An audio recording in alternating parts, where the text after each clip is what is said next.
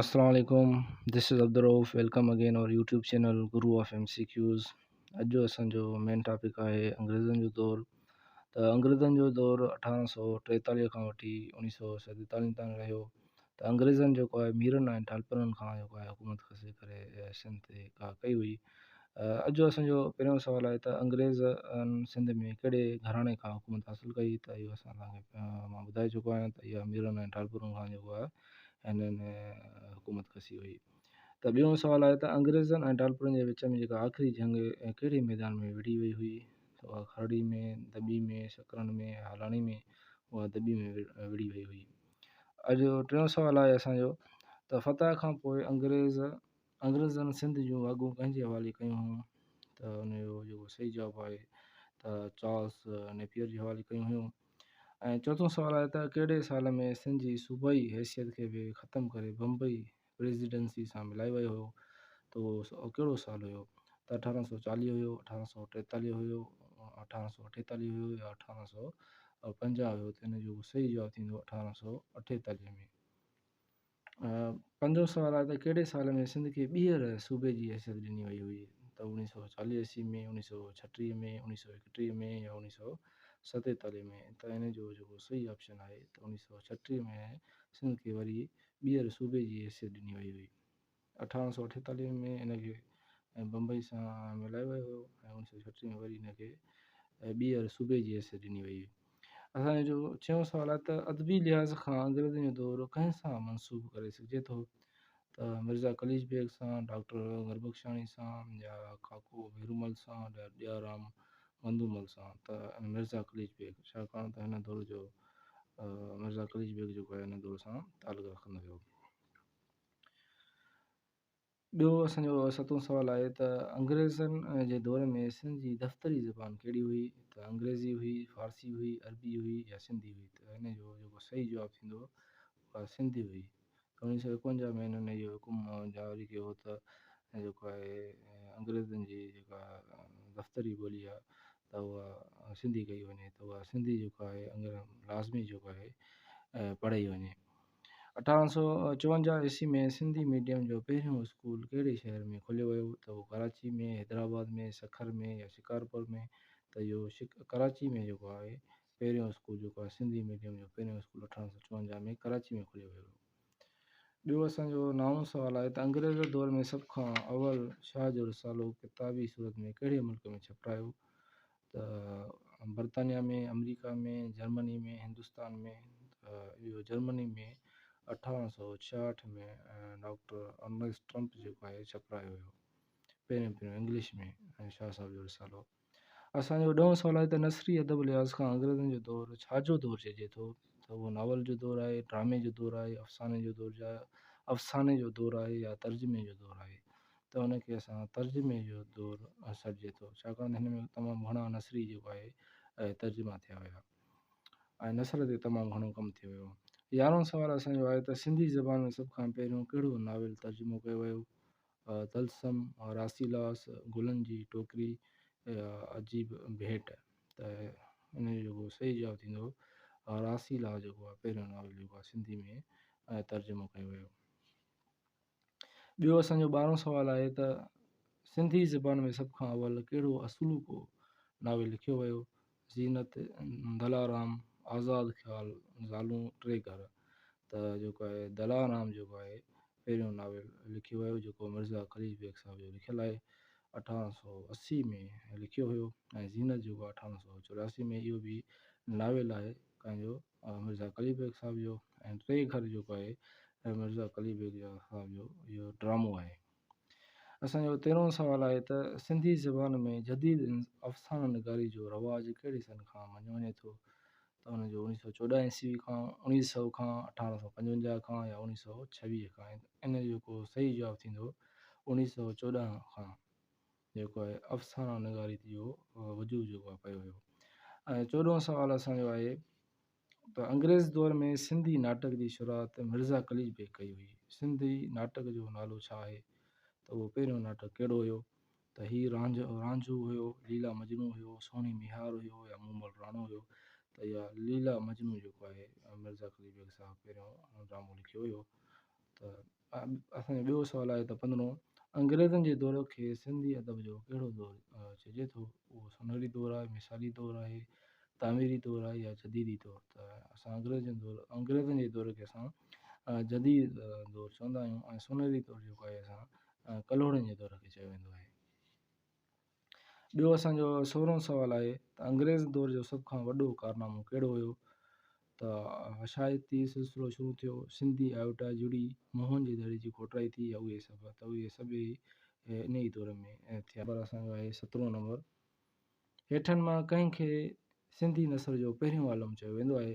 दीवान Nandiram, Mirza कलीज bag ऐं दीवान कोड़ूमल या doctor गुरबख्शानी? त इन जो को सही जवाबु थींदो त उहो पहिरियों थींदो दीवान नंदीराम, जेको पहिरियों जेको आहे सिंधी जो भावनामो पहिरियों किताबु लिखियो हुयो। इहो सुवालु जेको आहे असांजो SST में अची जेको आहे त भावनामो जेको आहे सिंधी जो पहिरियों किताबु कंहिं लिखियो हो? त दीवान नंदीराम लिखियो हुयो।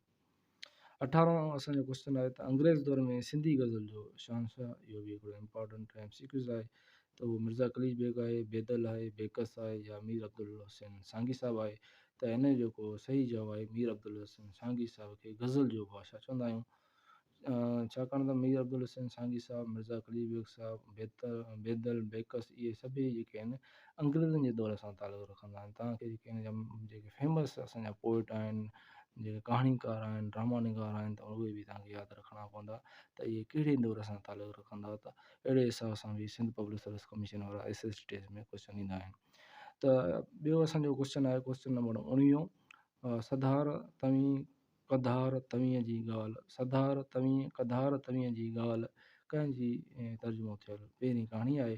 त उहा मिर्ज़ा कलीज बेग साहब जी आहे, दीवान कोड़ूमल जी आहे या मीरान मोहम्मद शाह साहब जी आहे या डॉक्टर गुरबख्शानी जी आहे? त इहा मीरान मोहम्मद शाह साहब जी हिकु पहिरीं कहाणी आहे। ॿियो असांजो 20 सुवालु आहे त हेठनि मां कंहिं पंहिंजे किताब सिंधी ग्रामर में पहिरियों 5 सिंधी कहाणियूं छपिरायूं? डॉक्टर ट्रम्प हुयो, सर इंगरैज़न हुयो या जॉर्ज स्टेक हुयो या BH एल्स हुयो? त इन जो को सही जवाबु थींदो जॉर्ज स्टेक। असांजो 21 सुवालु आहे त हेठनि मां कहिड़ो किताबु सिंधी अदब में पहिरियों तर्जुमो थियल ड्रामो आहे? त उहो लीला मजनू आहे, तलसम आहे, गुलनि जी टोकरी आहे, नलाराम आहे? त इहो जेको आहे लीला मजनू आहे, जेको पहिरियों ड्रामो जेको आहे मिर्ज़ा कलीज बेग साहब लिखियो हुयो। ॿियो असांजो 22 सुवालु आहे त अंग्रेज़ दौर में केरु सूफ़ियाणी कलाम जो तमामु वॾो शाइर हुयो? बेकस हुयो, मीर सांगी साहब हुयो, बेदल हुयो या दलगीर हुयो? त बेदल जेको हुयो अंग्रेज़ दौर में सूफ़ियाणी कलाम जो तमामु वॾो शाइर सॼो वञींदो आहे। ॿियो असांजो 23 सुवालु आहे त अंग्रेज़ दौर में सिंधी अदब में 450 खां मथे किताब कंहिं लिखिया आहिनि? त डॉक्टर गुरबख्शानी साहब लिखिया आहिनि या मिर्ज़ा कलीज बेग साहब लिखिया आहिनि या काके भेरूमल लिखिया आहिनि या अहमद अली चागला लिखिया आहिनि? त इन जो को सही जवाबु थींदो मिर्ज़ा कलीज बेग जेको आहे 450 प्लस किताब लिखिया आहिनि, छाकाणि त हिन नसल ते तमामु घणो कमु कयो, हिन ड्रामा ऐं जेको आहे नावेल तमामु घणा लिखिया हुया। ॿियो असांजो सुवालु आहे 24 नंबर, शाह जो रिसालो सभ खां पहिरियों कंहिं जर्मनी मां छपिरायो? इहो असां पोएं क्वेश्चन में करे चुका आहियूं त इहो मिर्ज़ा कलीज बेग हुयो या जॉर्ज स्टेक हुयो या सर बार्टल फेरियर हुयो या डॉक्टर अर्नेस्ट ट्रम्प हुयो? त इहो डॉक्टर अर्नेस्ट ट्रम्प जेको हुयो इन छपिरायो जर्मनी मां 1866 ईस्वी में। ॿियो असांजो सुवालु आहे त 25 नंबर, सिंधी ज़बान में बाक़ाइदे नसर कहिड़े दौर में राइज थियो? त पाकिस्तानी दौर में, अंग्रेज़नि दौरनि में, टालपरनि जे दौर में, कलोड़नि जे दौर में? त इहो नसर जो बाक़ाइदे जेको आगाज़ जेको थियो हुयो अंग्रेज़नि जे दौर में थियो हुयो। ॿियो असांजो 26 क्वेश्चन आहे त अंग्रेज़ दौर में उहो कहिड़ो वाक़ियो जंहिं सिंधी क़ौम में उत्साह पैदा कयो? त मोहन जे दड़े जी दरियाफ़्त थियणु, सिंधी आयोटा जो ठहणु, नावेल लिखजणु या ड्रामो थिएटर ठहणु? त मोहन जे दड़े जी दरियाफ़्त थियणु। त 1922 तक़रीबन में जेको आहे मोहन जे दड़े जी जॉन मार्शल जेको आहे खोटाई कराई हुई। त इन में इहो वाक़ियो जेको आहे अंग्रेज़ी दौर सां मनसूब रखे थो। असांजो 27 सुवालु आहे सिंधी ज़बान में पहिरियों मज़मूननि जो किताबु पको पा कंहिंजो लिखियलु आहे? इहो हिकिड़ो आम किताब जो नालो आहे। इहो दीवान कोड़ूमल लिखियो आहे, मिर्ज़ा कलीज बेग साहब लिखियो आहे या मिर्ज़ा सादिक बेग साहब लिखियो आहे या काको भेरूमल लिखियो आहे? त इन जो जेको सही जवाबु आहे दीवान कोड़ूमल जेको आहे पको पा पहिरियों मज़मून जो किताबु लिखियो आहे। ॿियो असांजो सुवालु आहे त 28 पको पा दरअसल हिकु तवील मुकालो हो, उनजो मौज़ू छा आहे? त मर्दानी तालीम, ज़नानी तालीम, मज़हबी तालीम या इख़लाक़ी तालीम। त इन जो सही जवाबु थींदो ज़नानी तालीम। ॿियो असांजो 29 सुवालु आहे त सिंधी ज़बान में मुकमल पहिरीं सिंधी कहिड़ी अख़बार शाया थी? त मईनुल इस्लाम, सिंध सुधार या प्रभात या सरस्वती। त इन जो ए ऑप्शन सही थींदो मईनुल इस्लाम जेको आहे पहिरीं सिंधी अख़बार शाया थी हुई। टियों असांजो क्वेश्चन आहे त बेकन्स ऑफ एसे जो तर्जुमो कंहिं कयो आहे? मिर्ज़ा नादिर बेग, मिर्ज़ा सादिक बेग, मिर्ज़ा वाजिद बेग या मिर्ज़ा कली बेग। इहो मिर्ज़ा कली बेग जेको आहे बेकन्स एसे जो तर्जुमो कयो आहे। क्वेश्चन नंबर असांजो 31 आहे कहिड़े साल में बम्बई जे गवर्नर जॉर्ज क्लर्क वाज़े तौर ते ऐलान कयो त सिंध में सरकारी ज़बान सिंधी हूंदी? त 1848 में, 1849 में, 1850 में, त 1851 में। त 1848 में जेको आहे ऐलान कयो हुयो। ॿियो सुवालु आहे 32 असांजो कहिड़े अंग्रेज़ अमलदार सिफ़ारिश कई त सिंधी ॿोलीअ में लिखत जो निज़ाम अरबी सिंधी लिखत में कयो? त फ्रांसिस रिचर्ड बर्टन हुयो, जॉर्ज स्टेक हुयो, सर बार्टल फेरियर हुयो, डॉक्टर ऑर्नेस्ट ट्रम्प हुयो। त इन जो ए ऑप्शन जेको आहे सही थींदो फ्रांसिस रिचर्ड बर्टन जेको आहे न चयो त सिंधी ॿोलीअ जो लिखत जो निज़ाम अरबी सिंधी में कयो वञे।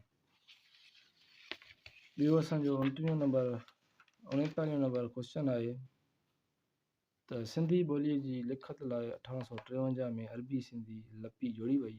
त 1860 में ॿी कहिड़ी लिखत वे सरकारी तौर तालीमी मक़सद लाइ लागू कई वई?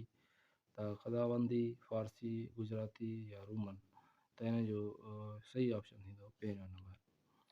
ॿियो असांजो सुवालु आहे 40 नंबर त सिंधी ॿोली में पहिरियों दर्सी किताब बाबनामो कंहिं लिखियो आहे? त इहो SST टेस्ट में अची चुको आहे।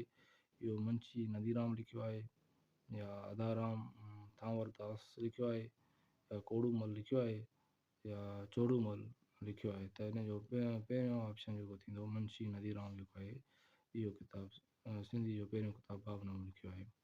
ॿियो सुवालु आहे 41 नंबर असांजो क्वेश्चन सिंधी ॿोली में पहिरियों ग्रामर जो किताबु 1855 में कंहिं लिखियो?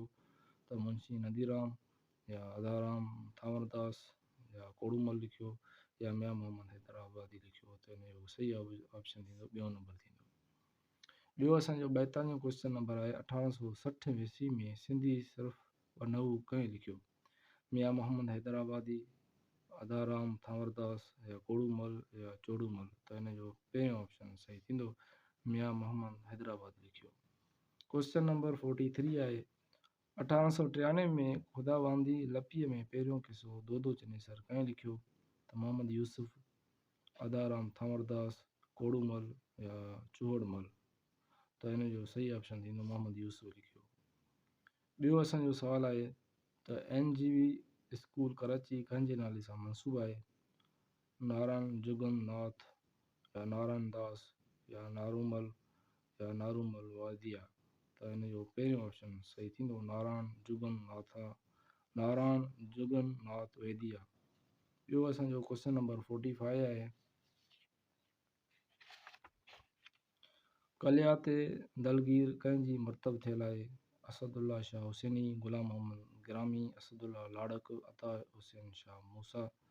त इन जो सही ऑप्शन थींदो असदुल्ला शाह हुसैनी जी थियल आहे। ॿियो असांजो आख़िरी सुवालु आहे त अंग्रेज़नि जे दौर में कहिड़े सिंधी आलमनि खे शमसुल उलमा जा लिक़ब मिलिया हुआ? त मिर्ज़ा शमसुल उलमा, मिर्ज़ा मुख़लिस अली अलवी ऐं सईद मीरान मोहम्मद शाह खे मिलियो हुयो। ॿियो मिर्ज़ा कली बेग साहिब खे मिलियो हुयो ऐं टियों डॉक्टर उमर बिन दाऊद पोटे साहिब खे शमसुल उलमा कराम जो लक़ब मिलियो हुयो। त हीअ हुया असांजा मोस्ट इम्पॉर्टेंट MCQS। वधीक असां नेक्स्ट लेक्चर में असां वधीक जेके आहिनि सिंधी जा जेके आम सुवाल हूंदा उन्हनि जे बारे में डिस्कस कंदासीं। Thank U very much.